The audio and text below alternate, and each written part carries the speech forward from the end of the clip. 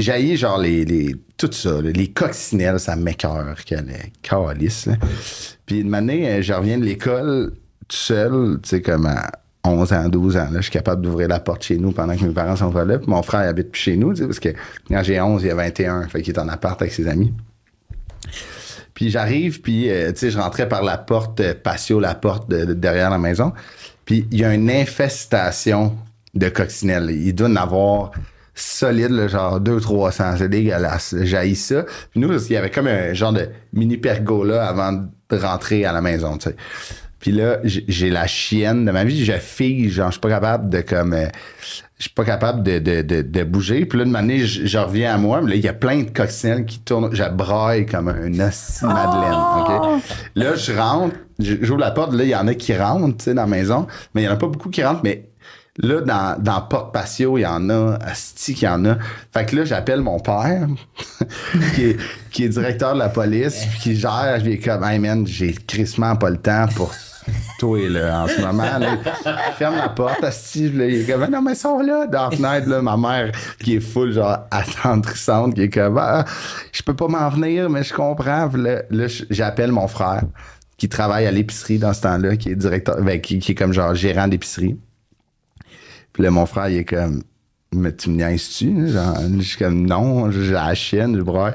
Fait que là, mon frère, sur son heure de dîner, vient me chercher et m'amène à l'épicerie. Fait que là, je suis juste dans le bureau de la directrice d'épicerie, puis j'ai 11 ans, puis je dessine. Puis là, tout le monde, il demande, ton frère, es-tu malade? Il dit non, c'est ça, il y avait des coccinelles. Là, tout le monde paraît, puis je dis, c'est une joke? Puis là, non. Fait que là, tu sais, moi, je viens de vivre un trauma de coccinelles, puis je dessine. J'ai 11 ans, je suis quand même vieux, là, Chris. Là. Fait que c'est ça, il est venu me chercher à cause qu'il y avait trop de coccinelles autour de la maison.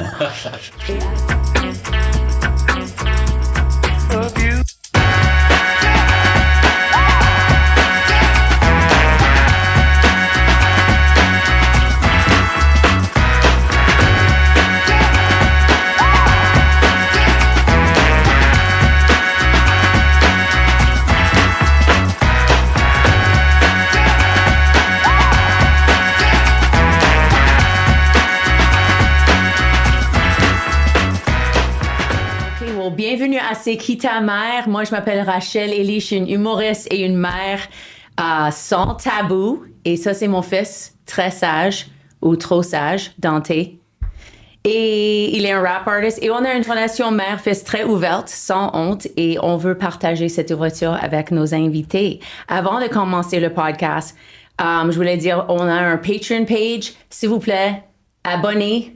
Pas abandonner, je dis ça tout le temps, by accident. Abonnez sur Patreon, on commence le podcast. Alors, si vous aimez le podcast, partagez ça avec tes amis, tout le monde que tu connais. Et aussi, bienvenue à C'est qui ta mère? Moi, je voulais l'appeler Who's Your Mommy? Mais avec le French Police, on pouvait pas utiliser un anglicisme. Mais c'est pas la même chose. On peut pas dire C'est qui ta mère? Je suis. But I always say Who's Your Mommy? Je suis. Et c'est drôle, mais en français, quand tu dis c'est qui ta mère, j'ai demandé plusieurs personnes de venir sur le podcast et il y avait plusieurs personnes qui étaient peur parce qu'ils pensaient que j'allais leur demander toutes les choses de leur mère. Et je savais pas qu'il y a beaucoup d'humoristes qui ont des issues, mommy issues. Tu savais ça? Oui, ben quelqu'un m'a dit que pour être un humoriste, tu dois avoir quelque chose comme qui t'est arrivé dans ta vie parce que tu regardes la foule et tu dois comme avoir leur énergie. Je me souviens pas c'est qui. Est-ce que c'est la même chose pour rap artists aussi? Tu dois être un peu endommagé à l'intérieur. Ben, je pense que oui, parce que je pense que le monde ne veut pas vraiment entendre comme quelqu'un faire de l'art à propos de comme quelque chose qui est complètement bon ou positif. Comme le rap positif ou comme même l'humour positif, je pense pas que c'est comme ça frappe aussi fort les émotions que quelque chose qui est comme profond ou qui est comme difficile. Les affaires difficiles sont des fois plus profondes que les affaires bonnes ou positives, tristement, mais... Ouais, je dis ça tout le temps parce que les gens pensent que peut-être tu m'haïsses ou tu vas pas m'aimer parce que t'es parti, je t'appelle le pogo, pas le plus décongelé dans la boîte dans mon show maintenant. Ouais. Alors, il y a beaucoup de personnes qui pourraient dire like, oh my God, you're poor kid. Mais je dis toujours, c'est pas les bonnes choses qui vont être drôles, c'est pas les bons temps. C'est quand tu as coulé ton test de conduite and I was like, loser, that was hilarious, thank you. Et tu écris pour moi un petit peu, right? Oui, pour moi, any press is good press, alors... Je m'en fous. Et je suis vraiment excitée de faire un podcast avec mon fils. Dante, qui avait déjà un podcast qui s'appelait... En anglais, c'est Young Life Politics and Hip Hop et ça parle vraiment de juste... je l'ai écrit un peu dans la pilote, mais ça parle vraiment de juste comme mes expériences comme une jeune. Et j'avais ma première saison quand j'étais en université. Ensuite, j'ai commencé la deuxième saison après que j'ai gradué pour comme un peu voir mes réflexions. Et c'est quelque chose que j'aimerais comme un peu avoir comme un projet de vie. De comme chaque 10 années, je fais une nouvelle saison et je réfléchis sur comme ce que je disais quand j'étais plus jeune et ce qui m'arrivait comme où j'ai trompé avec where I would go et où j'ai fait mal. C'est une bonne idée, vrai? Oui. Où je réalise une des raisons que j'ai fait ce podcast, que je veux faire un podcast avec toi, c'est parce que tu ris à mes blagues. Mais pas des blagues sur stage, juste dans la vie. Des fois, je dis des choses. Mais je suis curieuse pourquoi tu voulais faire le podcast avec moi. Ben pour moi, je pense, parlant un peu de comme ce que tu as dit, de juste essayer des affaires dans ma vie, c'est vraiment important de se pousser hors de ton zone de confort. Et pour moi, je suis toujours peur de comme rester la même pour le reste de ma vie. J'aimerais toujours améliorer. Pour moi, la français, c'est ma deuxième langue. Je suis pas nécessairement quelqu'un qui est comme complètement dans l'humour. Oui, je travaille comme au bordel et ma mère elle est une humoriste, alors je connais beaucoup le milieu, mais on dirait que j'ai pas eu le temps de vraiment comme jaser avec des humoristes et comme apprendre de plus à propos de ça. Alors, pour apprendre plus à propos de toi, pas juste comme ma mère, mais aussi comme humoriste et apprendre plus à propos des humoristes et les artistes. Je pense que les artistes, no matter what, si t'es un rappeur, un peintre, un philosophe, tout le monde, on peut apprendre de l'un et l'autre comme des artistes en général. Alors pour moi, c'est vraiment excitant de faire ça. Ouais, Well, great. Et on aime commencer notre podcast avec une histoire de Dante parce qu'il pense que je fais des choses oui, stupides tout le ça ne va temps. pas toujours être quelque chose de stupide. C'est vraiment juste une pensée de quelque chose. Je suis quelqu'un que ma cerveau, ça tourne toujours. J'ai toujours des pensées. Mais ce que je trouvais vraiment drôle, c'est que moi, quand j'ai arrivé à Montréal pour la première année, j'avais des colocs vraiment de marde, comme ils étaient juste pas des bonnes personnes. Et je dis ça pas beaucoup à propos des personnes, mais eux, ils étaient juste des colocs de marde. Et tout le monde a eu des colocs de marde. Mais moi, je restais souvent chez ma mère. Et je pense qu'un enfant rester chez un parent, c'est super normal. Mais un parent rester chez un enfant, c'est, on dirait, moins normal. Et ma mère, elle faisait peinturer son appartement. Alors, elle voulait rester chez moi.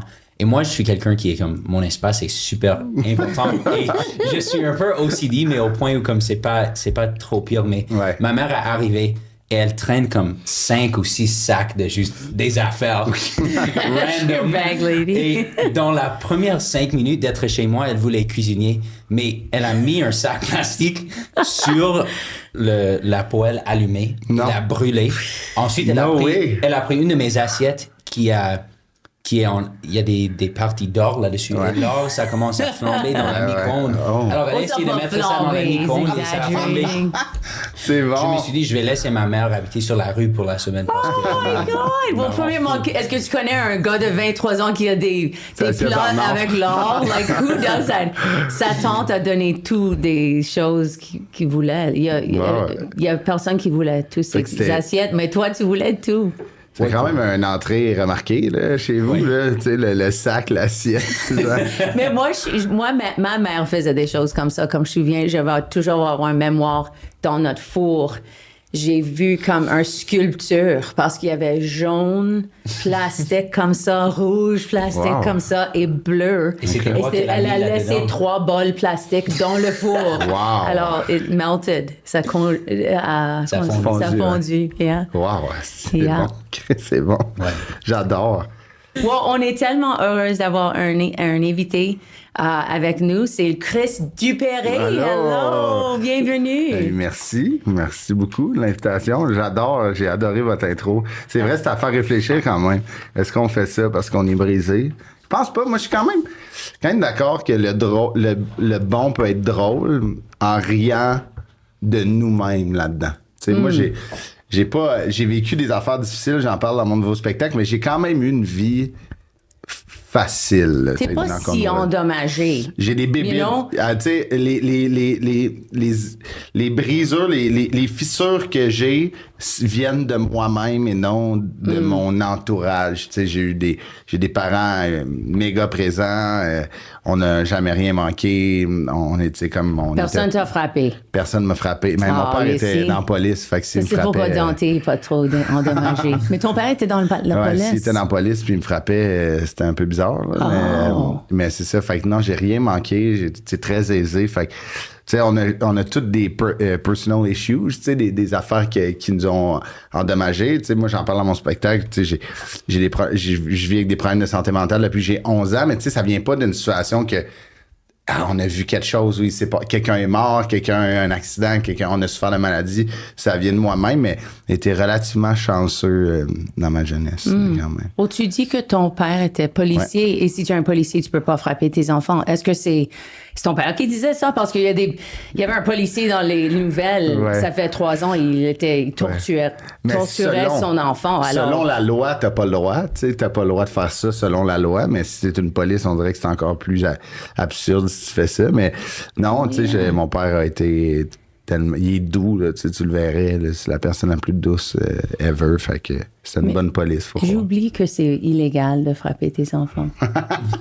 Non, c'est juste... Tu sais, on était en Kenya et Dante était dans une classe et il y avait un gars qui se faisait frapper. Ah, OK, ouais. Et je me souviens, tu es venu chez nous le soir et tu as dit ça me fait du mal parce que il se fait frapper. Mais je guess ça dépend sur les pays. Je pense qu'il y a des pays où c'est encore...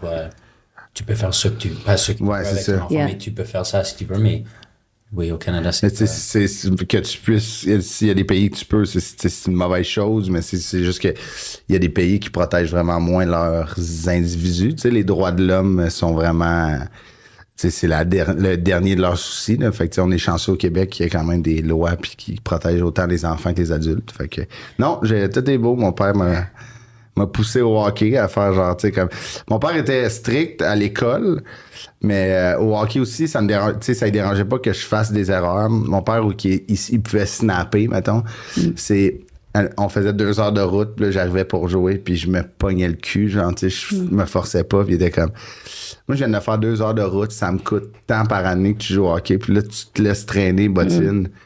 Non, ça passe pas. Mais est-ce que tu réagissais bien à ça? T'es quelqu'un te pousse, tu vas aller plus loin. Parce que des fois, c'est l'opposé, right? Ben, tu sais, admettons, je réagissais bien parce qu'il m'encourageait à me dépasser.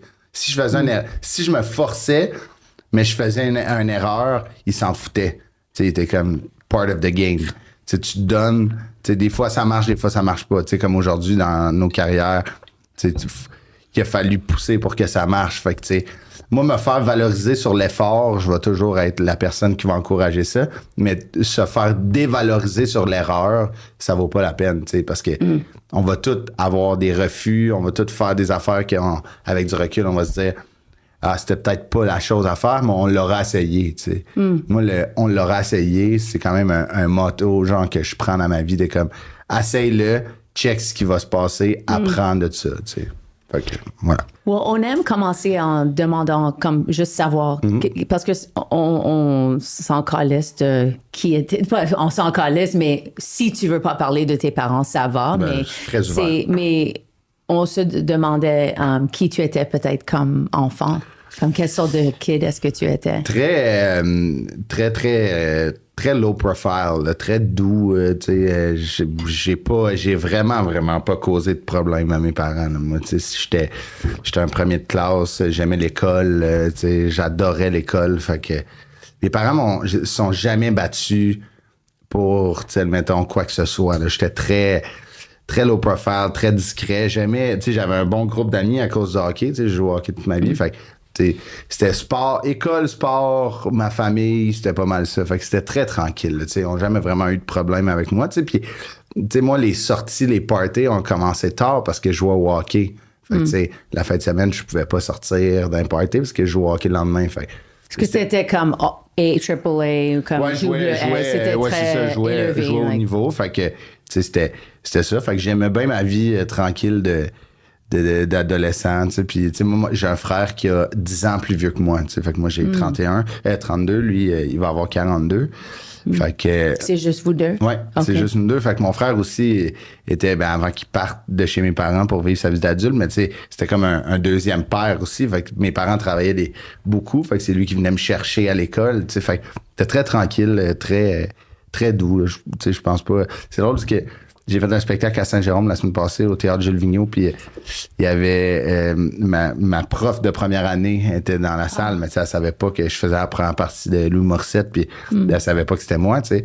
Puis elle m'a écrit après, puis elle m'a dit hey, c'est drôle de te voir dans cette position-là, parce que quand t'étais à l'école, t'étais très... J'aimais parler devant les gens, mais pas trop, très doux, tu sais. Mais là, de voir que tu peux jouer devant 800 personnes, c'est drôle quand même. Ça, c'est ce que j'allais te demander. Comment est-ce que tu as fait le choix de réussir à l'école et être comme super bon en hockey? Quand est-ce que tu as eu comme l'intérêt de switcher et comme faire de l'humour au lieu que poursuivre l'école? Bonne question. Pour vrai, ça a été vraiment tard, moi. Tu sais, moi, j'allais à l'école, j'allais au cégep. Tu sais, moi, je voulais devenir avocat. Fait que, tu sais, c'était ça que j'allais faire. Tu sais, il y avait pas... j'étais bien avec ça aussi, tu sais. Puis, et avocat, c'était tôt dans ta vie, comme à 8 ans, 9 ans même, ou t'étais, je veux être parce avocat. Que, mettons, mon père était directeur, tu sais, à la police de Montréal. Puis j'étais comme, je veux pas devenir policier parce que, tu sais, moi, je vois comme beaucoup des amis de mon père étaient policiers, fait que je voyais leur vie, j'étais comme, j'aime ça, mais pas assez, tu sais, pour devenir policier. Fait que, comment je peux travailler dans ce monde-là, mais pas être policier? J'étais comme, un avocat, tu sais, ça serait parfait. Mais là, rapidement, comme, quand je suis arrivé au cégep, le droit me tentait moins. J'étais comme, je pense que ça va être long. J'avais des amis qui rentraient en droit, puis j'étais comme, c'est vraiment, vraiment, vraiment boring. Les premières années de droit à l'école, là, c'est juste de la lecture. Là, j'étais comme, shit. Puis les communications commençaient à m'intéresser, tu sais, comme, je voulais aller en journalisme à l'université. Mais j'ai toujours aimé l'humour, mais je pensais pas que c'était comme possible, tu sais. Fait qu'une année, j'étais allé voir des shows, puis avec mon père, mes parents, mes amis, puis j'étais comme, OK, mais là, eux, ils font ça dans la vie, là, la personne qui est devant moi. Je me souviendrai toujours, je pense, j'ai comme 12 ans. Je vais voir Louis-José Hood avec mon père, 12-13 ans. Puis je demande à mon père... Moi, je pensais que Louis-José Hood... Mon père, tu sais, il joue au hockey la semaine, le soir avec ses amis. Et je pensais que Louis-José Hood, c'était comme s'il joue au hockey, mais il loue des salles puis il fait des jokes devant ses amis. Je pensais pas que c'était son travail. Je pensais que Louis-José Hood, il avait un 9 to 5 puis il louait des salles pour dire ce qu'il avait vécu. Mais mon père m'a fait... Tu sais, moi, c'est pas mon ami. Je sais pas c'est qui. On a payé pour aller le voir. Ça, c'est la première graine dans ma tête qui a fait « OK, ça se peut. » Et t'avais quel âge? 13, mettons. Mais là, j'étais comme, tu sais, c'était dans le back, tu sais, le back thinking de comme, ça a l'air cool, mais ça se peut pas. T'sais. Mais tu pensais qu'il était un dad ou juste un gars régulier qui faisait, hey, je vais faire des blagues. Ouais, je pensais que c'était un ami de mon père qui joue au hockey avec. Puis comment, je pense, j'ai assez. Ouais, c'est ça, genre, on va inviter 800 personnes, puis je vais compter mes histoires de hockey. Puis là, il était comme, ben non, lui, il fait ça dans sa vie, c'est son travail, t'sais. Fait que j'avais ça comme dans, tu sais, genre, dans mon back thinking de comme ça se peut, mais c'est pas accessible. Mais pendant ce temps-là, moi, j'aimais l'école. J'ai comme, peu importe ce que je fais, c'est pas grave. Puis peut-être ça va arriver, ça, peut-être je le ferai jamais. Fait que quand je suis rentré à l'université en journalisme. Puis là, tu sais, d'avoir un micro dans les mains, je faisais de la radio à l'université, j'écrivais beaucoup. Et tout ce que j'écrivais, puis tout ce que je disais à la radio tournait en joke. Fait que là, il y a une fille avec qui je faisais de la radio, elle m'a juste dit, tu devrais essayer l'École nationale de l'humour. Puis là, j'ai fait, holy fuck, OK, si quelqu'un que je connais pas me propose, me dit, tu devrais faire ça, puis elle me connaît pas, elle m'aime pas comme genre mes proches, puis elle me dit, t'es assez bon pour le faire. J'ai fait, OK, là, c'est vraiment, ça a vraiment fait, OK, ça se peut, ça se peut. Fait que c'est là que j'ai commencé. Wow. Tu voulais être avocat pour un petit peu, hein? Ouais, mais pour moi, c'était des raisons différentes. Pour moi, c'était comme à cause de la pression de comme être dans comme les sciences sociales. Des fois, il y a comme des monde qui disent que comme c'est un degré qui va te rendre à comme Starbucks ou quelque chose comme ça, au lieu que comme avoir un vrai job. Alors pour moi, je pense que je disais avocat pour comme arrêter les conversations et le monde me disait comme oh, qu'est-ce que tu vas faire avec ça, qu'est-ce que tu vas faire avec ça. C'était plus comme un defense mechanism que vouloir être un avocat. Moi, le journalisme m'a aussi vraiment intéressé, mais pour moi, c'était le lifestyle de journaliste qui m'a empêché de continuer de faire ça. Mais tu sais, c'est comme, je suis d'accord avec toi que, tu sais, il y a comme, c'est beau de dire tu veux être avocat, c'est beau de dire tu veux être médecin, tu sais, il y a de quoi de... C'est romantique, comme on le romanticise un peu. Oui, puis tu sais, c'est très noble, tu sais. Moi, à l'école secondaire où j'allais, il nous avait dit que c'était une école qui était très élitiste, là, tu sais, qui était... Il nous disait qu'il formait l'élite de demain, là, qui est pas une bonne affaire à dire à des jeunes, là. Genre, j'espère qu'ils ont corrigé cette c'est parce que c'était terrible. Puis il nous disait, tu sais, ici, c'est les prochains avocats, les prochains ministres, les prochains médecins. Puis j'étais comme, hey, c'est tellement mettre de pression sur un jeune qui veut peut-être faire de l'or. Tu sais, qui veut peut-être faire, se partir un commerce de café équitable. Tu sais, je trouvais que c'était tellement mettre de pression. Fait qu'ultimement, mais aussi, moi, ce qui m'a vraiment donné un coup de pied dans le cul, mettons, de devenir avocat, c'est les premières saisons de Suits.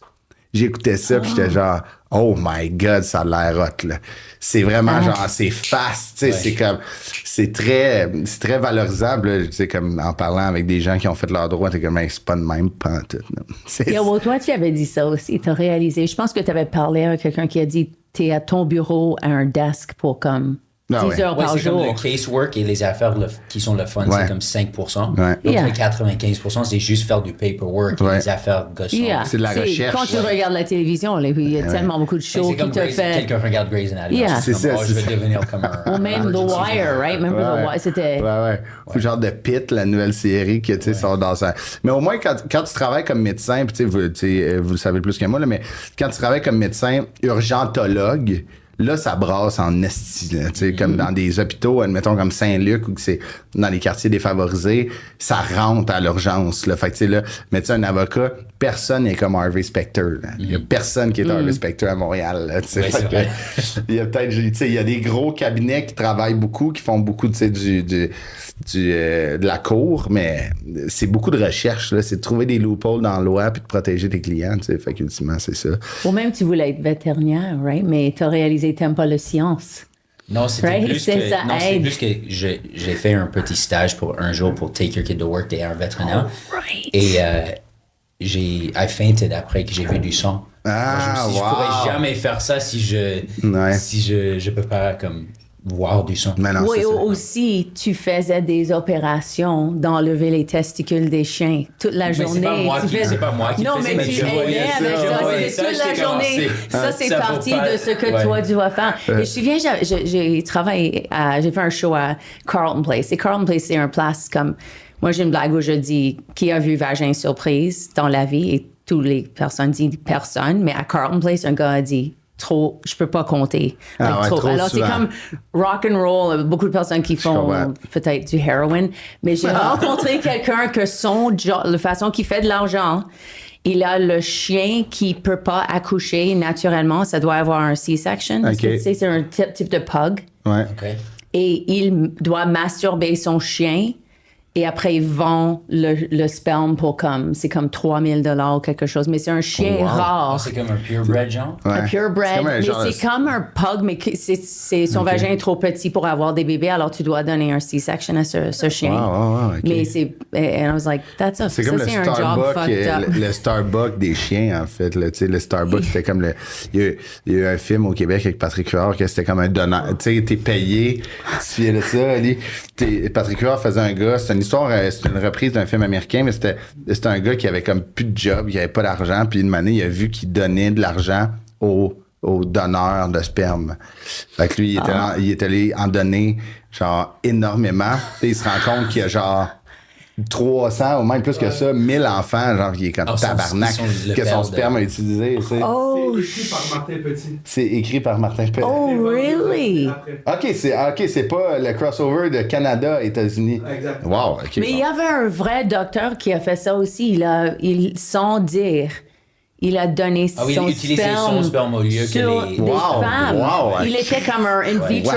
Et soudainement, il y avait comme 90 personnes qui ont réalisé lui, il était le père. Mais c'est comme, tu sais, admettons, t'écoutes des documentaires, tu sais, sur les cultes, là, admettons, là, tu sais, comme les cult leaders, genre, tu sais, qui ont comme, c'est des maniaques, mais ils ont genre 95 enfants dans la même secte. T'es comme, tu sais, ce médecin-là qui donne son sperme, ultimement, c'est juste qu'il voulait comme, tu sais, un genre de petite armée. Même s'il va aller en prison, il va avoir beaucoup d'enfants qui peuvent l'aider dans le futur. Qui va venir la voir, fait qu'à tous les jours, il va avoir de la visite. Ouais. Mais je me demande si les enfants ont réalisé que le médecin était leur père à cause de comme quelque chose physique. C'était quelque chose physique. J'ai le nez du médecin. Ah ouais. J'ai les yeux du médecin. C'est l'enfer, c'est dégueulasse. Ouais. Mais la chose qui était dégueulasse avec le gars qui masturbait le chien, c'est que parce que c'est un chien paresseux, Ça prend 17 minutes à 20 minutes à éjaculer. Alors, c'est comme, imagine ça pour ta journée. C'est à Carlton Place. Carlton Place. Mais j'ai demandé 2 mères. Une mère de Saint-Lazare et une autre mère de Saint-Julie. S'ils avaient des questions pour toi. Et une mère a dit... C'était une blague. As-tu fini ton secondaire? Oui. Mais c'était plus parce que tu sembles d'être si jeune. Comme, est-ce que tu es encore en secondaire? Et tu fais l'humour parce qu'elle pense que tu regardes jaune. Mais, jeune. Mais où es-tu née aussi? Elle se demandait. À Sainte-Thérèse. Oh, Sainte-Thérèse, Je suis grandi à Sainte-Thérèse. Ben, je suis né il n'y a pas d'hôpital à Sainte-Thérèse, mais je suis né à Laval, mais j'ai grandi à Sainte-Thérèse toute ma vie. OK. Quand est-ce que tu as déménagé à Montréal? C'était à... j'ai déménagé 1 an pour l'université, j'avais peut-être 22. Je suis retourné à Sainte-Thérèse. Je pense que ça va faire 8 ans que je suis à Montréal. Fait que c'est ça, j'ai déménagé, j'avais 24. Sainte-Thérèse, c'est une des seules places que j'ai pas fait de l'humour encore. J'ai pas fait encore un show. Mais c'est combien de temps d'ici? 35 minutes. Oh, c'est proche. Ouais, c'est sur la banlieue nord. La rive nord, ouais. C'est gênant, mais je ne sais pas encore où est nord. Le nord, la prairie, c'est où? C'est ça, au sud. Le nord, c'est où tu vas vers Tremblant. Tu sais, comme les Laurentides, là. Ouais. Ça, c'est le nord. Puis la rive sud. Saint-Sauveur. Oui, exactement. C'est comme Sainte-Thérèse, c'est à 25 minutes de Saint-Sauveur. Saint-Sauveur, c'est environ 1 heure d'ici. OK. Une autre question. Est-ce que tu aimes cuisiner? J'aimais pas avant, mais depuis 3-4 ans, vraiment. J'ai pris... surtout cette année, on dirait que j'ai comme eu un regain de comme, tu sais, dans nos travails, on n'est pas souvent à la maison. Là. Fait que quand on est à la maison, moi puis ma copine, Daphné, quand on est là en même temps, j'aime faire, OK, admettons le dimanche, il n'y a pas de show, il n'y a rien. Fait qu'on cuisine. Ça, j'adore ces dimanches-là. Mais la semaine, j'essaie de faire le plus de meal prep possible, tu sais, mais des fois, c'est tough, là. Vous le savez, là, on n'est jamais à la maison. Là. Fait que, et qu'est-ce que c'est ton go-to repas que tu fais? À ce paraît, je fais une excellente lasagne. Oh, les gens se battent pour ma lasagne, mais en même temps, c'est pas tant difficile là, de faire une lasagne. Mais je suis capable de bien suivre une recette, mais j'ai pas le... Tu sais, il y en a qui ont la créativité culinaire dans le tapis, là, c'est comme 3-4 affaires, puis ils vont te faire, tu sais, comme la blonde à Phil Roy, mettons, là, tu sais, une de mes bonnes amies, Virginie, elle va ouvrir un frigo, OK, tac, tac, tac, je suis capable de te faire de quoi, c'est magique. Mais moi, j'ai pas cette créativité-là. Non, moi non plus. Mais je suis capable de suivre une recette assez tête pour que ce qu'on a lu et ce qu'on a mangé se ressemblent. Toi, tu es très bon avec meal prep. Un peu trop bon. Je relate beaucoup à l'affaire que tu as dit de dimanche, comme utiliser cuisiner comme un date. Ouais. Avec ta blonde et ton chum, c'est tellement spécial. Mais pour moi aussi, je trouve que comme tu as dit aussi, tu as un point où comme tu n'aimes vraiment pas cuisiner, ensuite, il y a quelque chose qui juste clique dans la tête. Oh, ça peut être le fun. Ouais. Mais cuisiner, c'est cool. Il y a comme une récompense de... C'est toi qui l'as fait, c'est bon, fait que c'est meilleur que si tu l'as acheté. Il y a comme de quoi absolument. Tu sais, t'as créé quelque chose, on dirait la satisfaction de le manger est plus grande. Que genre de, un take-out, c'est bon, mais il me semble que quand je fais à cuisiner puis tout le monde est content, je suis encore plus heureux. Ouais. Fait que voilà. Je trouve que c'est la même chose avec comme pêcher, parce que tu attrapes l'animal, tu nettoies l'animal. Est-ce qu'on dit tu nettoies l'animal? Tu nettoies l'animal, tu le cuisines. C'est comme... Faire tout ça, c'est tellement satisfaisant. Bon point, c'est vrai. Ouais. T'es un très bon pêcheur. Except pour une fois, on était à Newfoundland et Dante était vraiment obsédé avec pêcher. OK. Et c'était moi, par accident, qui a eu le plus grand saut. C'était saut? Oui, elle s'en foutait. Elle était sur le bateau. Elle était tellement comme tannée d'être là. Elle a dit, je vais l'essayer une fois. Elle a fait le plus grande. Et c'est une célébration quand tu as la plus grande. Tu dois manger la langue, la bouche et pas manger tout ça. C'est un peu dégueulasse. La langue, il cuit la langue. Mais c'est soul fishing? La soul fish? Non, les cod. Oh, les cod fishing, cod. Alors, la langue est dégueulasse, très juicy. Ça doit être dégueulasse. Il frit ça et tu es supposé de le manger. Mais je dis non, je ne veux pas manger. En même temps que tu as attrapé la poisson la plus grande, il y a une photo live de ça. Je tenais mon poisson plus petit pour, I guess, sentir bon à propos de moi-même. Et ça a pissé sur moi. Ça a pissé sur mes pantalons. Juste pour ajouter à l'histoire. En parlant d'histoire, est-ce que tu as une histoire gênante que tu voulais partager avec nous? Noté, oui. Ah ouais, tu sais, c'est gênant, mais tu sais, c'est plus... En fait, oui, c'est gênant, en fait.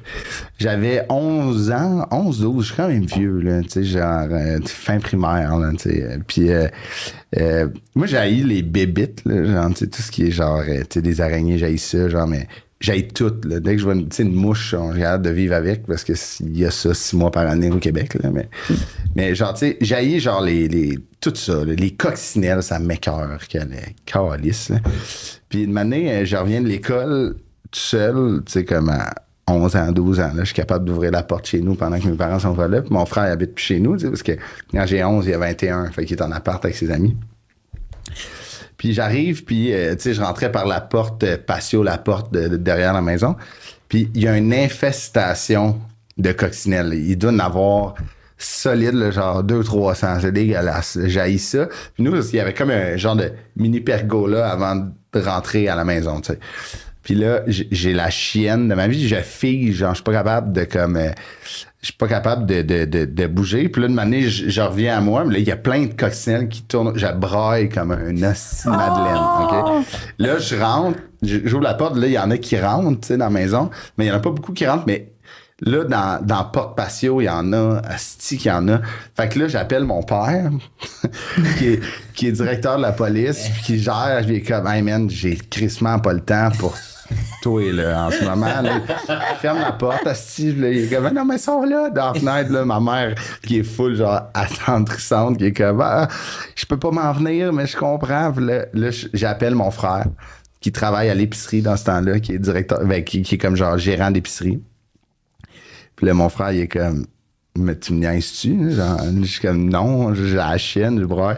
Fait que là, mon frère, sur son heure de dîner, vient me chercher et m'amène à l'épicerie. Fait que là, je suis juste dans le bureau de la directrice d'épicerie, puis j'ai 11 ans, puis je dessine. Puis là, tout le monde me demande, ton frère, es-tu malade? Il dit non, il y avait des coccinelles. Là, tout le monde paraît, puis je dis, c'est une joke? Puis là, non. Fait que là, tu sais, moi, je viens de vivre un trauma de coccinelles, puis je dessine. J'ai 11 ans, je suis quand même vieux, là, Chris. Fait que c'est ça, il est venu me chercher comme s'il y avait trop de coccinelles autour de la maison. Puis, et à ce date, est-ce que c'est dégueulasse pour toi ça de va, voir là. tous les bébêtes? Ouais, toutes les bébites, mais admettons qu'il y a 200 coccinelles chez nous, je vais rentrer puis je m'en crisse, mais là, j'avais 11 ans. Puis je me souviens juste que quand mon frère, tu sais, admettons, il y avait les employés de l'épicerie, des fois, qui amenaient leur enfant qui était malade ou qui allaient chercher leur enfant qui était malade pour la fin de leur chiffre, puis ils les mettaient dans un bureau, puis ils dessinaient, mais ces enfants-là avaient 6, tu sais. Là, moi, j'ai 11, tu sais, quand même, grown up, là, tu sais, tu sais, je me mets du déo, là, je suis vieux, là, puis je dessine, genre, tu sais, Thérèse, genre, la gérante m'avait donné comme une balloune, tu sais, pour me confronter. J'ai 11 ans, puis je suis encore à cause des crises de coccinelle. Mais, tu sais, j'haïs encore les bébites, mais je suis capable de vivre avec. Si je vois une araignée, je vais la prendre, je vais la mettre dehors ou je vais la tuer si c'est à mes cœurs, mais je devrais pas, mais je suis capable de vivre avec. Mais là, à 11 ans, je trouvais ça loser en tabarnak, là, d'appeler. Mon père, quand j'avais appelé, il a fait « Hey, man, en ce moment, la ville pète, là, on arrête des gens qui font des crimes. Penses-tu vraiment que j'ai le temps, calice, pour tes hosties de coccinelles? » Comme j'allais descendre du quartier général de la police pour faire « Excusez, mon gars, il est dans la marde, je vais lâcher tout ce qui se passe à Montréal. » Mon père, quand j'étais arrivé, quand il était venu me chercher à l'épicerie, mon père, il était comme « Tabarnak. » C'est qui, lui, esti, genre? T'as apporté au strip club ce soir-là, right? I'm gonna make you a man. Fait que, voilà. Ça, j'étais encore mon frère, des fois, quand il veut me piquer à la bonne place, il m'en parle. Puis quand il voit une coccinelle, il est comme, oups! Oh! Fait que c'est ça. Il y a apparemment des coccinelles maintenant qui sont... ils viennent pas du Canada, mais ils mordent. Oh, really? Dis-moi pas ça, si, là, je suis sorti. Je peux pas appeler mon frère, là, je vais m'appeler Daphné. Mais oui, j'ai entendu dire ça, que ça peut être plus agressif qu'on pense. Mm-hmm. En même temps, tu sais, il en prendrait beaucoup pour qu'il me tue, mettons, là. Il faudrait que ce soit un esti de gang. Mais il y a des shows aussi où tu dois mettre... J'ai vu Chloé Dubois mettre sa tête dans une chose avec des grenouilles. Sortez-moi d'ici. Je pense pas que je pourrais faire ça. J'aime J'aime l'idée d'avoir le cours. Est-ce que tu penses que tu pourrais faire ça? Comme des coccinelles dans une boîte et tu mets ta tête dedans. Non, je pense pas. Faudrait qu'il me paye cher en tabarnak. Yeah, ouais, je pense qu'il te paye assez. Ouf, je pense pas assez. Mais même Je sais pas. Mais admettons des coccinelles, mais admettons dans le temps, Fort Boyard, je sais pas si vous avez connu cette émission-là, c'est une émission québécoise. C'est un concept original, Ali, Fort Boyard, je pense que oui. Hein. C'est peut-être français, peut-être. C'était un peu comme Sortez-moi d'ici, mais c'était des célébrités qui amenaient dans une île en France, il y avait un château, genre. Puis c'était plein d'épreuves, genre, tu sais, comme un peu dégueulasse pour gagner, tu sais. Puis il y en a une, c'était, je pense que tu devais, genre, mettre ta tête, c'est ça, ou ton bras dans un genre de cage où il y avait plein de tarentules, ça, mettons. Faudrait que tu me donnes un montant d'un 6 chiffres pour que je calisse ma tête là-dedans. Puis, admettons, Mesmer avait un show aussi. C'était comme un peu à la Fear Factor, mais tu combattais ta peur. Tu sais, fait que, mettons, t'avais une phobie des araignées ou une phobie des serpents, mettons. Mesmer, il t'hypnotisait, puis là, il te faisait jouer avec ta phobie. Mais tu sais, t'es comme plus là. Mais là, genre, tu sais, admettons, je me souviens plus quelle actrice québécoise avait une peur bleue des serpents. Puis là, tu sais, là, il l'hypnotise, elle devient plus là. Fait qu'elle jouait avec un boa, elle l'avait dans le cou, puis elle le flattait. Puis là, il enlève le boa, il te ramène à toi. Puis là, il dit, voici ce que t'as fait pendant 5 minutes. Puis là, la fille, elle se voit, elle est genre tabarnak. Mais est-ce que ça marche? Ça a marché, ça, ce show-là. Puis, non, mais l'antiphobie, mettons, combattre la phobie. C'est une bonne question. Moi, je pense pas que ça marcherait. Même si je me vois, mettons, avec 3 tarentules, puis je donne un bec à une tarentule. Le 5 minutes que j'étais hypnotisé vers Mesmer, fine, mais genre, chez nous, jamais de ma calice de vie, je toucherais un tarentule de même. C'est quoi un tarentule? C'est des grosses, c'est dégueulasse. Non. Ouais. Mais sa grand-mère a une phobie des serpents. Et elle a eu quelque chose de terrible qui est arrivé parce qu'elle allait dans le outhouse à notre chalet. Et un serpent a tombé sur sa tête. Et elle était en train d'aller aux toilettes. Alors, elle a sorti 2 ans plus tard, coast is clear, you're fine. Elle retourne et ça arrive encore. C'est pas une blague. Alors maintenant, elle va pas dans le outhouse. Ils ont mis une toilette dans le chalet juste pour elle. Un compost toilette. Parce qu'elle refuse de rentrer. Même si elle voit une photo elle capote, là. Elle devient peur. C'est comme... Ouais. Mais il y avait une histoire à Montréal qu'il y avait une année, c'est drôle parce que c'est un ami d'amis qui est dans la police, puis que je pense sa première journée, il était dans la police à Montréal, puis sa première journée, il y avait eu un appel dans le quartier, dans le coin de Verdun, lui il patrouillait à Verdun. Il a dit, il y a un gars, un homme, qui a perdu son serpent, puis il s'est échappé dans la toilette. Fait que là, ça veut dire qu'il est dans les égouts de Montréal. Il se promène, puis... Mais c'était un long... Ouais, c'était un gros serpent. Puis, ce qui paraît, c'est pas... Tu sais, il y en a, là, tu sais, dans les égouts, il y en a qui sont perdus, il y en a qui arrivent, mais c'est déjà arrivé d'un gars qui, pendant qu'il chiait, il s'est fait biter le cul parce que c'est pas vrai. Je te jure. Wow. For real? Mais tu as entendu du bébé qui était mangé le soir, right? Il y avait il y avait un magasin pour des animaux en bas et il y avait une maison en haut et quelqu'un a resté chez leur ami. C'était pas un bébé comme quelqu'un de 3 ans, 4 ans. Resté chez l'ami et le soir, un boa est venu et a mangé l'enfant. Mais c'est pas une légende urbaine comme le rat à PFK? T'as jamais entendu ça? Non. C'est comme une histoire que j'ai lue quand j'étais plus jeune, que tout le monde racontait. C'est comme que il y avait un gars qui a fini son night shift et est allé chez PFK pour acheter le poulet. OK. Et il mangeait dans son char. Il mangeait dans son char et il a mordu quelque chose. Il est comme, c'est vraiment la viande bizarre. Il a allumé sa lumière et c'était un rat. Il a été frit. J'ai jamais entendu ça. Mais tu l'as entendu en anglais ou en français? En anglais, c'était comme dans un livre de légende urbaine. OK. Ouais.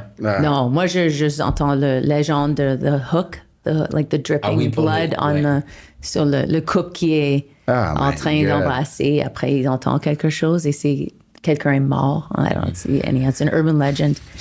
Mais... OK, moi, j'ai des crunchy questions que tu peux piger, mais Dante va commencer avec des questions qu'il a.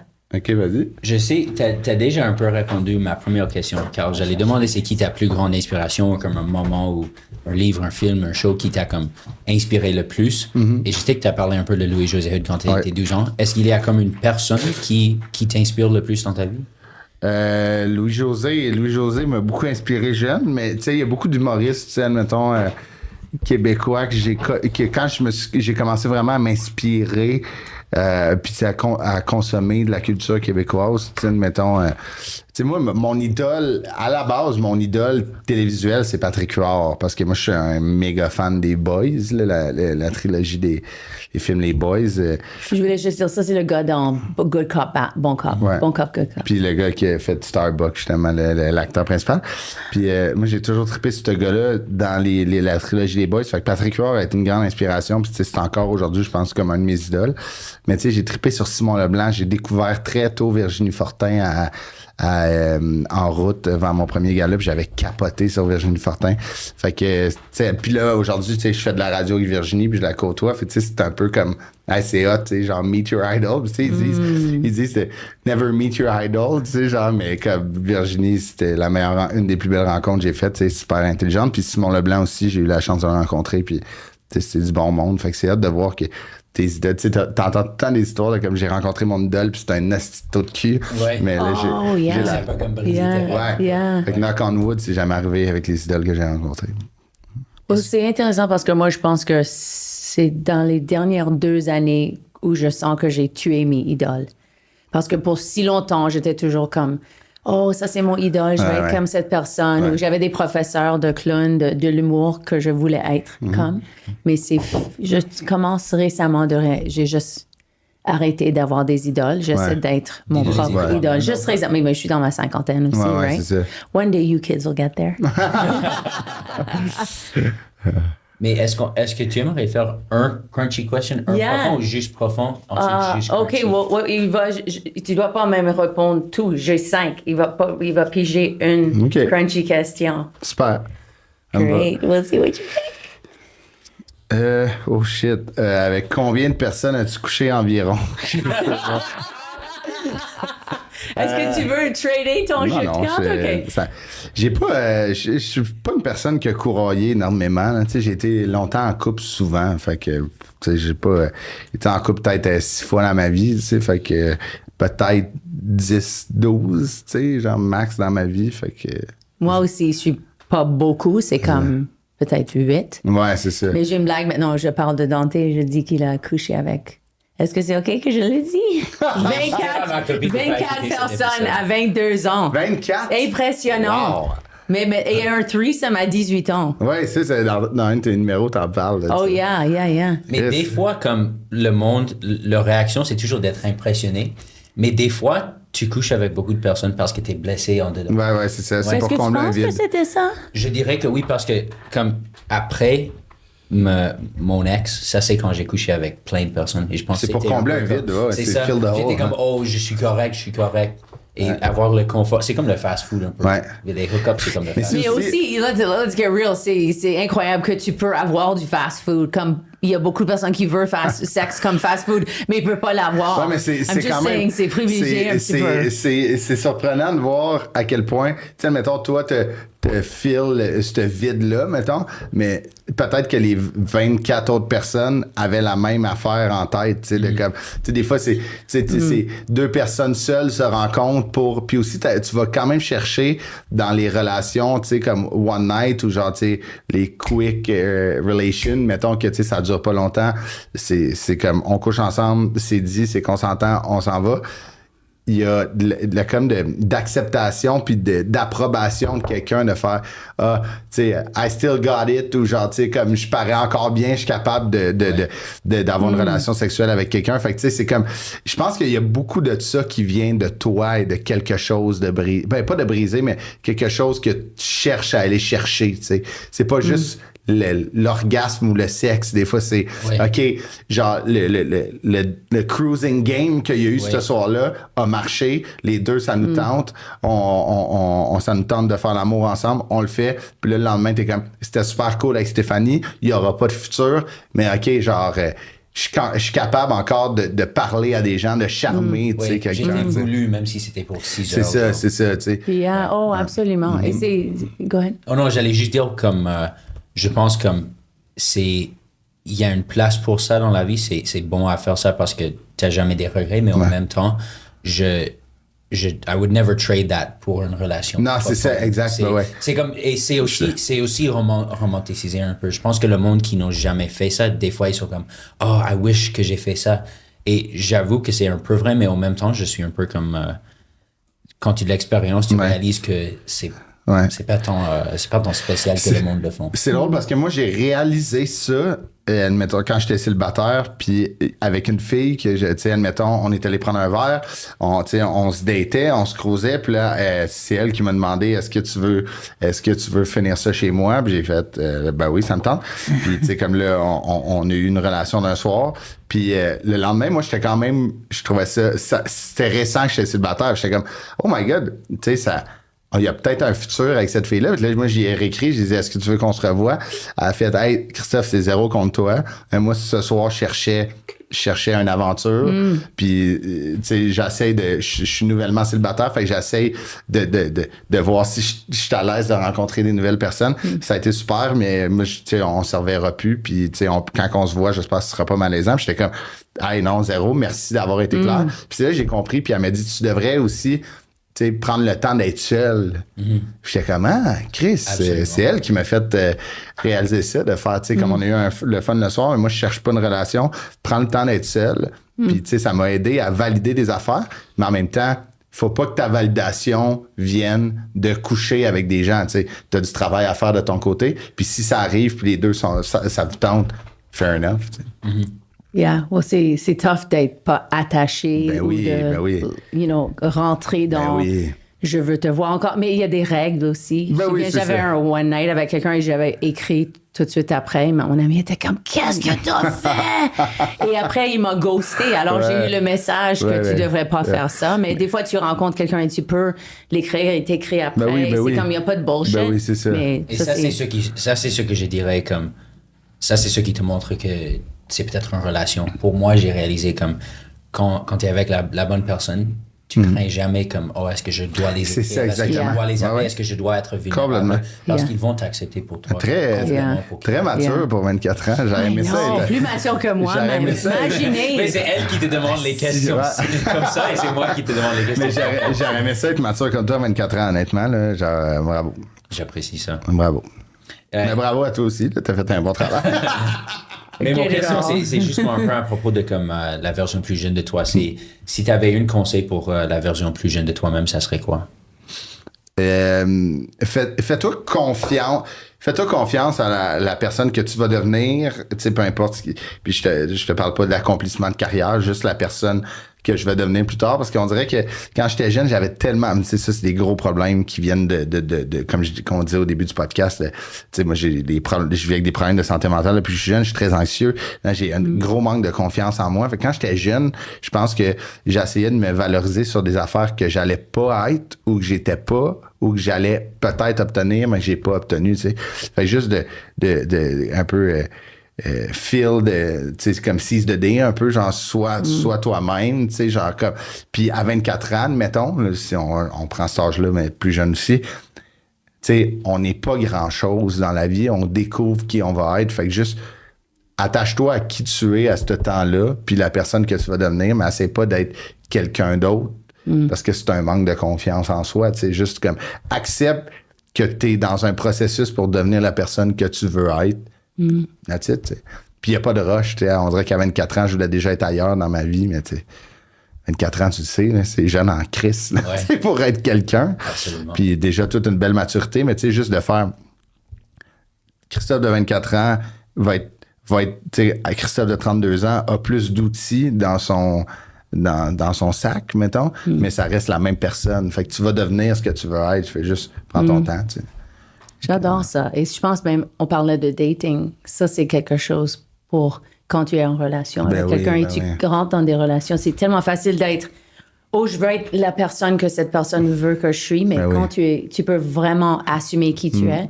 Et je suis toujours impressionnée avec toi, même sur la scène, parce que Dante a commencé à faire ma première partie et je suis toujours comme, fuck, like, ta confiance vient d'où? Mais peut-être c'est parce qu'il vient d'un showbiz family, parce que pour moi, ça m'a pris si longtemps d'avoir du confiance et même je travaillais dans des clubs qui étaient vraiment misogynistes et j'avais toujours dans ma tête affirm, like, je suis confiant, j'assume qui je suis. Like, est-ce que toi, qu'est-ce que tu as travaillé pour devenir plus confiant? Parce que tu as dit manque de confiance et anxiété. Comment est-ce que tu as combattu ces deux choses? Ça, c'est 17 ans de thérapie aussi. Là, admettons, j'ai commencé à consulter à 14 ans, fait que ça m'a beaucoup aidé. Mais tu sais, admettons, mais c'est drôle parce que, tu sais, admettons, tu dis ça, puis c'est beau à t'entendre parce que, tu sais, quand t'arrives sur scène, toi, admettons, Rachel Élie, quand elle est sur scène, Chris, t'es confiante comme un mur de briques, là, il pourrait avoir une tornade à côté, puis tu seras la seule qui serait debout encore, tu sais, c'est ce que tu dégages, puis c'est pour ça que les gens t'aiment autant, tu sais, t'es drôle, puis t'es confiante, puis t'as une belle confiance, puis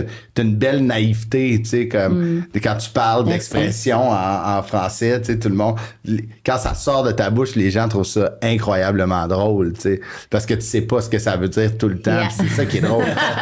Mais tu sais, juste d'arriver avec cette proposition-là sur scène, moi, c'est une marque de confiance parce que tu t'acceptes dans tes qui. Puis je pense que moi, ça a été ça le plus gros enjeu de ma vie, c'était de m'accepter dans je suis qui, Christophe Dupéry. Tu sais, c'est pour ça que sur scène, j'essaie d'être quand même une version proche de qui je suis dans la vie. Fait que ça me permet à toutes les fois de me valider devant un public. Mais tu sais, la validation du public, tu l'as directement. Mais la validation que toi, t'attends envers toi, c'est la plus difficile. Oh, absolument. Moi, j'ai toujours dit que... Puis c'est encore comme ça. Admettons, je me plante, là, qui arrive très humblement, moins, parce qu'on est en contrôle de ce qu'on fait. Mais quand je me plante, je le prends moins difficilement que quand j'ai un gros hit. Mettons, je fais un gala, puis c'est un gros hit. Moi, le lendemain, je crash. Je suis dépressif. Genre, vraiment, genre, je mérite pas ça, nanana. Fait que, tu sais, c'est de trouver la balance de comme, tu sais, never too high, never too low, tu sais. Puis moi, c'est never too low, c'est drôle parce que ça arrive quand la veille, je suis too high. Tu comprends? C'est comme un genre de dope crash, tu sais, quand t'es genre sur le party de la nuit, le lendemain, t'es comme fuck, man, genre, I hate my life. Mais moi, c'est quand j'ai des succès dans ma job, le lendemain, je suis genre, who the fuck am I? Tu sais, genre, pourquoi je mérite ça? Oui, j'allais dire, comme, j'ai complètement la même affaire, c'est. Drôlement, j'ai parlé de ça aujourd'hui avec une de mes amies. On dirait, et je ne sais pas si c'est la même pour vous, mais des fois, on est tellement habitué à être fort sur nous-mêmes et de comme, penser qu'on ne mérite pas le succès, que quand tout va bien ou comme quand on a le succès, on crée quelque chose qui va mal. On dire comme, non, je ne mérite pas ça. Toi, tu m'as dit ça, on est conforté par le stress et par la tristesse si c'est ce qu'on a vécu pour presque toute nos vies. Et pour moi, c'est comme accepter qu'on va toujours avoir cette voix dans nos têtes qui nous dit qu'on est de la merde, mais juste le faire plus more quiet. Laisser, comme, ça va toujours exister. Nos blessures et nos stress, c'est toujours une partie de nous. Et comme quand on essaie d'effacer ça, c'est pas nous. On n'est pas honnête avec nous. Alors, garder ça toujours, mais juste comme le garder à côté. Je trouve aussi un peu de donner du travail à cette voix. C'est comme, OK, tu veux aider avec les taxes. OK, je fais mes taxes, mais dans l'art et dans la créativité, cette voix t'aide pas du tout. Non. Mais des fois, ça peut t'aider. Pour moi, ça m'aide des fois parce que ça met de la pression. On dirait que comme le monde qui travaille le plus fort, des fois, c'est à cause du fait qu'ils ont toujours cette voix dans leur tête qui dit « t'es pas assez ». Et même, je pense que les vedettes les plus grandes ont encore cette voix dans leur tête qui leur pousse. Mais c'est intéressant, puis je suis d'accord avec toi parce que ce que ça fait... Je pense que c'est bon d'avoir, malgré que j'haïs vivre ça, mettons, c'est de moins en moins parce que un des beaux cadeaux qui en thérapie, je me suis offert puis que mon psychologue m'a aidé, c'est, il dit clairement, là, c'est ça, t'as une voix, là. T'as une voix, il dit, nomme-la. Tu sais, genre, image-la, à quoi qu'elle ressemble, tu sais, genre, nanana. Là, c'était comme un genre de Christophe Esti, 60 livres mouillés, un peu un genre de, tu sais, dans Harry Potter, genre Dobby, tu sais, genre, j'aimais ça l'avoir comme ça, de faire, tu sais, comme, elle va être là, mais aussi, essaye de la valoriser, parce que, tu sais, des fois, quand tu travailles en équipe sur des projets, ben, cette voix-là me permet de pas, genre, tout pitcher sur mes collègues, tu sais, de faire genre, hey, si ça avance pas, de faire, OK, je vais peut-être en prendre plus, je vais essayer de travailler, je vais essayer de voir comment qu'on peut améliorer, mais c'est cette voie-là qui me challenge. Mais je pense que les personnes qui sont très genre mégalomane et narcissique, mettons, dans la vie, tu sais, il y en a des grosses vedettes qui sont, tu sais, comme, qui traitent le monde de merde autour d'eux, c'est qu'ils ont pas ce tout-là. Ouais. Ils sont toujours, hey, I'm the big shot. Ouais, c'est ça. Oh, yeah. Si ça marche, c'est de ma faute. Si ça marche, c'est de ma faute. Fait il y en aurait besoin, eux, de cette petite voix-là, de faire, hey, genre, enlève une bûche, là, tu sais, comme genre, tu sais, comme step down, là. Il y a tout le monde autour de toi qui t'ont aidé. Fait que, tu sais, distribue donc le succès à tout le monde au lieu de le garder devant toi, tu sais. Pour cette voix te garde humble. Je pense que oui, ça a un pied dans la porte qui te fait comme, tu sais, quand tu veux monter trop, là, il fait juste te tirer, te faire, hey. OK, 2 choses. C'est le temps de snack time. OK, oui. Dante, tu peux mettre les plats sur la table. Salut, c'est Dante ici de C'est qui ta mère. Je voulais te parler aujourd'hui d'une de nos commanditaires. Ça s'appelle Slim Down Records et c'est vraiment spécial parce que c'est le marque de vêtements de mon frère. Il a une maison de DJ, il fait des événements, il est vraiment créatif et juste un gars vraiment cool. Et si jamais vous aimez ce style de vêtements, ça c'est une des t-shirts.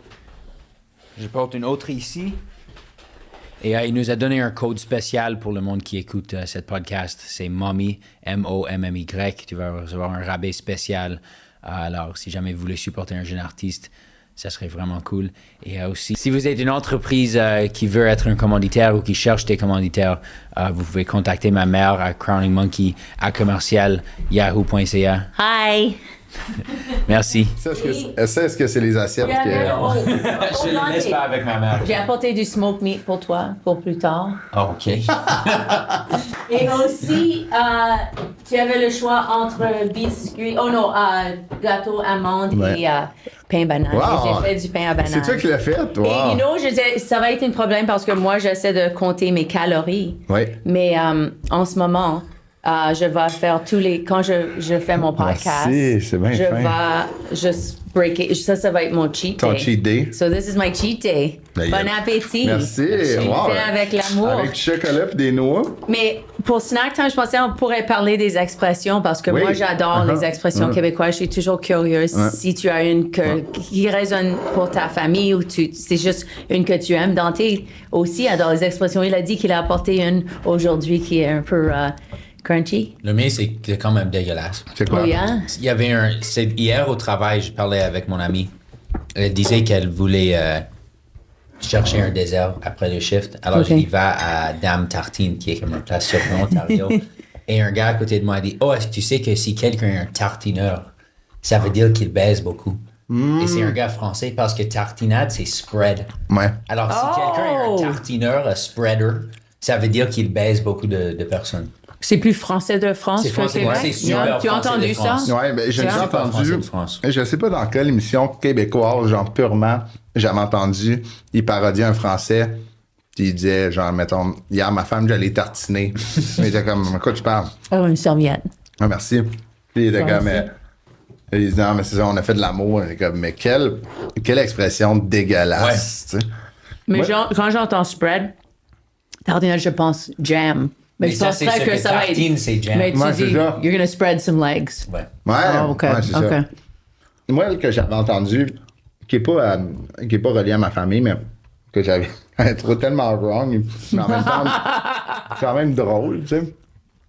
Ça mettons que ça fait longtemps que tu as vu quelqu'un, tu sais, là, ces affaires-là, t'es dis plus parce que le poids, c'est pas important, là. Il y a quelqu'un, dans le temps, je me souviens, j'avais un oncle qui avait dit ça, l'oncle de mon père avait dit à quelqu'un qui ça faisait longtemps qu'il avait vu, qui avait pris du poids, qui avait dit, t'as-tu couché dans le grenier, t'as pris l'humidité? Parce que c'est quand tu prends l'humidité, tu Comme t'as gonfles. gonflé. Ouais. Wow. Oh, really? Ça fait mal à Chris. Ouais. Tu sais, il y avait juste, t'as-tu couché dans le grenier? Ouais, on dirait que t'as pris l'humidité. Genre, Oh, pour dire que t'as... Ah, OK. T'as pris du poids, c'est fucking wrong. Mais ça prend, c'est toujours comme un membre de famille que Oh tu my connais pas God. qui va te dire que t'as pris des Quand poids. j'étais enceinte, quelqu'un m'a dit, oh, you're fat like me. Which I was like, oh my God, like c'est tellement rude. Et quelqu'un a dit, est-ce que tu vas, est-ce que tu vas accoucher en ce moment? Oh my God. Construction worker. Et un mais c'est autre sûr que gars c'est a un dit, gars de est-ce que construction. tu as des jumeaux dedans? Tabarnak. Like, je suis enceinte, you know, c'est le temps que même quelqu'un pensait que je shopliftais une fois, que je volais de la Avec vente. un Et estomac parce qu'il y a faux. des femmes qui vont aller avec Ouais. un estomac faux, et moi j'avais un très grand estomac. Quand j'étais enceinte, j'étais vraiment bon. Alors, j'étais accusée quand j'avais 9 mois enceinte. Ça n'a pas de sens. Yeah. Puis toutes les fois, admettons, surtout depuis que je fais de l'humour, mettons, tu sais, moi, j'ai pris du poids depuis que j'ai fini de jouer au hockey. Tu sais, quand je jouais au hockey, tu sais, j'étais fucking fit, là, tu sais, je jouais à tous les jours, je m'entraînais pour jouer au hockey. Puis des gens que ça fait longtemps que j'ai vus, puis tu sais, je fais du sport à tous les jours quasiment, puis c'est juste je m'empêche pas de manger puis de boire les bonnes choses de la vie, j'essaie d'avoir un équilibre.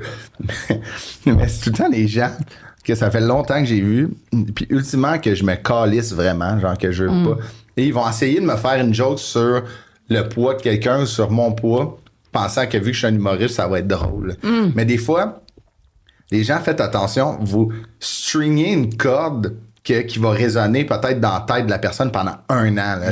Puis, tu sais, il y a beaucoup... Moi, j'ai pas de troubles alimentaires, tant mieux, je touche pas, mais des gens qui ont des troubles alimentaires. Puis là, ils vont essayer de faire... Il y a quelqu'un de crissement mal intentionné qui va faire une joke là-dessus. Puis cette personne-là, ça va juste string, genre, la corde pendant 1 an, puis ça va juste repartir le trouble. Fait que des jokes de poids, là... Oh, enlevez ça. c'est tellement tanné de ça. C'est tellement boring, c'est ennuyant. Puis c'est pas drôle. Là. Tu sais, celle-là, je l'avais trouvé drôle parce que j'étais comme, OK, genre le processus, je le trouve drôle de t'as-tu couché dans les greniers, de quoi t'as pris l'humidité. J'étais comme, c'est pas drôle, mais Chris, il s'est forcé quand même. Ouais, c'est créatif, mais ça reste que c'est wrong. Ouais. Mais culturellement, on a parlé de ça. Moi, ma soeur est mariée avec un Guyanese et sa mère dit toujours, même ma mère avait perdu du poids, elle a dit, oh, you look a bit chubby. Et après, elle a dit à une autre fille, j'ai entendu que vitamin D est très bon pour belly fat. And, qui dit ça? Elle est pas petite non plus, mais je pense que dans certaines cultures, si tu manges beaucoup, c'est une bonne chose. Ouais. Alors, c'est comme un compliment. Mais dans notre société, c'est pas vraiment un compliment. Ouais, alors, c'est aussi quelque chose en Haïti, ils faisaient ça aussi. Mon père, quand je suis allée en France et j'ai mangé trop de croissants pour 2 semaines ou pour 1 mois, j'ai vraiment revenu avec 10 poids extra. Et j'avais montré mes photos à mon père. Il a déchiré un de mes photos parce qu'il était comme dégueulasse. Oh, t'as pris 10... Mais je pense que les gens ont changé un petit peu, right? C'est pas dans The Office, je pense que c'est Steve Carell, il dit à Kevin Malone, genre, dans telle communauté, t'es magnifique. Tu sais, genre, tu sais, c'est comme, tu sais, tu vois le personnage qui est fucking, genre, clumsy, puis tu sais, comme qui est super maladroit. Mais là, tu sais, qui essaie de faire un compliment à Kevin, mais qui est comme un complimarde un peu, tu sais. Mais c'est ça. Moi, j'adore cette expression aussi, complimarde. On n'a pas ça en anglais, vraiment, right? A backhanded compliment. Well, first time, c'est plus intéressant en français qu'en anglais, right? C'est souvent plus méchant un complimarde qu'un insulte. Un compliment, c'est que tu vois, il y a un bon côté, mais là, bang, il te ramasse avec l'affaire, tandis que quelqu'un qui me dit « fuck you, je t'aime pas », je suis genre... Il ne pense plus pour un compliment, il recherche quelque chose profond. Pour te blesser, ouais. Un compliment. Ouais. Qu'on n'est pas fin. On est presque à la fin de notre émission, mais... good. Bon, peut-être que je vais te donner un morceau pour tu peux apporter à Daphne. Ah, ben oui, ça va lui faire plaisir. Est-ce que tu as une question pour Dante ou moi, ou tous les deux? Oui, mais en fait, c'est pour Dante, mais c'est pour vous deux. OK. C'est comment avoir sa mère sur son environnement de travail. Parce que moi, ma mère travaillait à mon école secondaire, puis au début, je trouvais ça gossant en esti. Mais quand j'avais besoin d'argent, mettons, c'était débile. Mais genre là, tu sais, toi, t'es dans ton environnement de travail adulte, ta mère, elle performe. Puis tu sais, là, on a parlé ouvertement de ta vie sexuelle, là, mais ça, mettons, tu rencontres quelqu'un au bar, tu te mets à jaser, puis là, ta mère passe. Il y a de quoi que je trouve intéressant. Ça doit être le fun parce que, tu sais, ta mère est vraiment fine, elle est écœurante, elle est drôle. Mais ça doit être quand même bizarre, tu sais, t'as croises vraiment souvent au travail, là. Pour moi, je pense que comme il y a 2 côtés. Il y a un côté de moi, comme je trouve ça tellement spécial que je vois ma mère tellement souvent. Ouais. Je sais qu'il y a du monde qui, comme leur mère est dans une différente ville ou whatever. Moi, j'ai le privilège de le voir comme presque chaque jour et je le vois comme dans son élément, faire des blagues et tout le monde est heureuse, tellement comme gentiment de toi. Comme déjà, quand le monde savent que je suis ton fils, déjà, je pense que j'ai un one-up avec cette personne à cause de ta réputation. Il y a aussi des jours où, comme ma mère vient au travail, je suis comme, again? Oh my God! God! Mais tout le monde a des journées avec leurs parents comme ça. Really? Oh my God! Mais tu sais qu'elle peut pas aller dans la cuisine au moins. Ouais, absolument. mais overall, c'est tellement spécial. Et aussi, comme, moi, j'ai comme un peu j'observe de loin les personnes parler de toi. Ils savent pas que je suis ton fils. Et il y a des clients qui viennent au bar qui parlent randomly de Rachel Ellie. Et je suis là dans ma tête comme, ça c'est ma mère. Ah, c'est ma mère. Wow. Et des fois, je dis rien, mais juste de savoir que comme... Aussi, en général, je suis une artiste, de travailler comme bartender, mais de voir ma mère comme artiste, venir à mon travail, vivre ses rêves. Moi, je dis, OK, oui, je suis un bartender maintenant, mais un jour, ça va être moi qui va être sur scène. Alors, les positifs sont beaucoup plus... C'est une inspiration, c'est ça. Il y a plus de positifs que les négatifs. Mais quand on vous connaît pas, mettons, on peut pas savoir que c'est ta... Ben, tu sais, on peut avoir un doute, mais quand on vous connaît, c'est indéniable là, que c'est ta mère, là, vous ressemblez. Bon, maintenant, des fois, le bordel, l'animateur va dire, like, elle parle de son fils fourrable, c'est lui au bar. Les gens viennent regarder les gens. Je fais payer les gens, ils sont comme, c'est toi qui as fourré 24 personnes. Et moi, je sais jamais quoi dire à ça. Moi, j'ai dit, ça pourrait être pire, right? Ils sont pas comme, there's the loser. It's like, how'd you have a threesome at 18? Tu devrais mettre ton numéro de téléphone, c'est factures. J'imagine ça arriver.